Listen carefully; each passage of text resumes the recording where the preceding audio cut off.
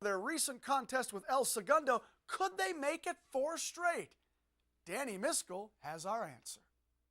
Thanks, AJ. The Spartans knew that the Eagles were going to be a competitive team to beat today, and this game was nothing short of interesting. We saw the catcher Dawson Hokoff throw his mitt off and catch the ball with his bare hand to get the out at home plate. Then we saw Chris Wada get himself into a pickle at the bottom of the 5th inning, and we were tied 4-4 going into the bottom of the 7th, and the bases were loaded. Fortunately for us, the Eagles pitching was a little wobbly, so all we had to do was have Jillian Huerta walk on home, and we took today's W. We pick up at the top of the 3rd, Eagles at bat. The score's 2-1 Spartans. Javin Fish is on the mound and he's in a bases-loaded jam. Matt Romero knocks it past 3rd base, and the Spartans commit this fielding error, allowing 2 more runs. The score is now 3-2 Eagles, and the Spartans now bring out Ryan Murphy to pitch.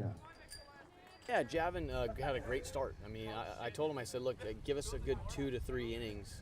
That's his mindset. That was your mindset. And the first 2 innings were fantastic. But we wanted to be in a spot to where Ryan Murphy could give us some innings and then get to the end and have a chance to win.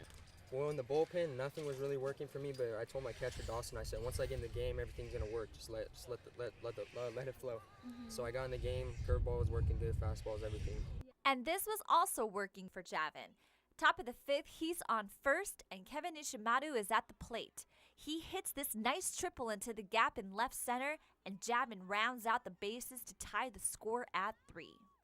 I was just looking for a fastball. I knew he was going to give that to me, and there are 2 outs, so I knew how to get Javin at least in scoring position, so then we could score. But he scored on that, so it was pretty cool. Ish now on 3rd, and Chris Wada walks to 1st. McLernan at bat, he doesn't swing, but catcher Brandon Casillas throws it to 2nd to get Wada out with the steal, and he's caught in a pickle. The rundown serves as a major distraction. Eagles get Wada out, but Ish steals home, and now the Spartans lead 4-3. Well, we had missed the one before. You know, that same situation presented itself, I believe, an inning or 2 earlier, and they threw the ball through to second base. And so, you know, we had 2 strikes on us, and the percentages of us kind of getting a hit right there went down, and I thought, you know, let's kind of create something like we did the other time. But at this time, let's go ahead and send Ish. Bottom of the 6th, we just need to give Dawson Hokoff some credit right here. Ethan Berner bunts and pops it straight up. Hokoff throws his helmet and catches the ball with his bare hand. Well done, sir. Bottom of the 7th, Josh Scheck's at the plate and the bases are loaded.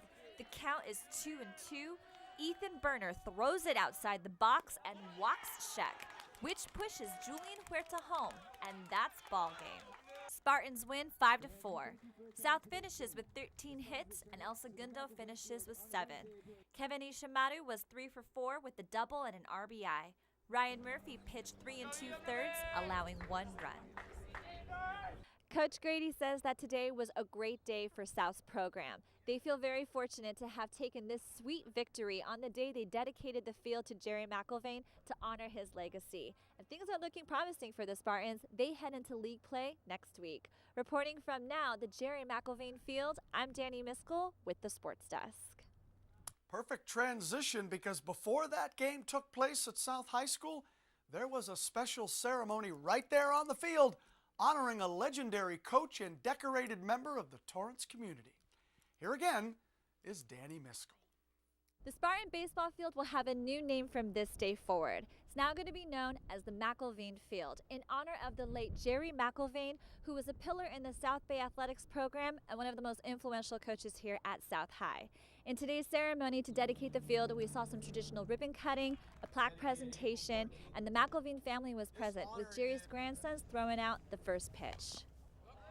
He's probably right now looking down on us and saying, man, this should have happened 5 years ago. The only thing that mattered to him was students. If you did something good, you got a little crunch bar, like just different things. He would he wanted to connect with them in such a way that they left South High and school with the best experiences possible. This is just such an honor I know that he would be incredibly pleased, and he did give, this was one of his loves, baseball, and he loved, you know, the sport, he loved all the community, and what an honor.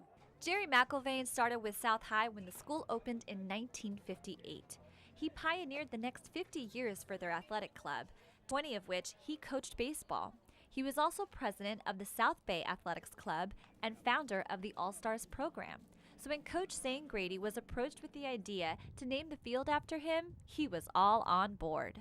You know, there was certainly some talk after McIlvaine passed and we had the memorial. You know, there was some people that approached me and said, "Hey, what do you think about naming the field after Coach Jerry McIlvaine?" I said, "You know what, that sounds like a fantastic idea." And then we just, the principal and I went to the board and presented them with the, with our case really to name the field Jerry McIlvaine Field, and they were in 100% support, and so we got that support and just had to really find, the perfect day to do it, and today ended up being that. And by perfect, he means it was all planned out to have it on a day when South would play ball against rivals El Segundo, and that would have meant a lot to Jerry. For many years, as my dad was the coach here at South, a man named John Stevenson was the coach at El Segundo for many, many years, and they had a really good friendship, and so they had this fun rivalry all the time. And I think it's not a coincidence that this was done at a game between South and El Segundo. There is no coincidence because Jerry left quite the legacy.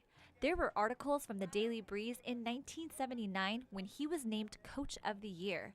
Pictures from '84 when South won the CIF championship. And there were countless stories going around about Jerry. His family was so grateful to share the memory of their dad with everyone who came out. I think it is going to mean a lot to all the many players that have come through before. Like, I had a couple friends here today that played, many years ago, and they still wanted to stop by and see the ceremony. So I just think it's going to resonate with a lot of the players from the past because there's so many years. So I would like to thank Coach Grady, and for him to put this together was so thoughtful, and the timing couldn't be more perfect. And his help on the board, the Bargers, that helped, any of the Bargers that helped, and whomever else just did a wonderful thing to make this happen. McIlvaine Field is officially the first facility at South to be named after anyone. And this arc right here was even made by South's very own woodshop. And one more honor Jerry would have loved is that his field joins a rare group of dedicated sports grounds in Torrance, with Zamperini Field, Kendall Field, and Fred Peterson Stadium. Often people do really great things in their community or in life, and it kind of goes, sometimes it can fall away, and when something's dedicated and the name's there, it keeps the conversation going and it keeps stories going, and my dad definitely deserves that. I think that the name McIlvaine, people come to South would just understand what they're getting. They're not just getting a baseball program, they're getting an experience. From freshmen to seniors, it doesn't matter. It doesn't matter what level you are. You've gotten that experience partly and majority because of him. He set the foundation for everybody, and their future. Reporting from McIlvaine Field, I'm Danny Miskell with the Sports Desk. Great stuff, Danny.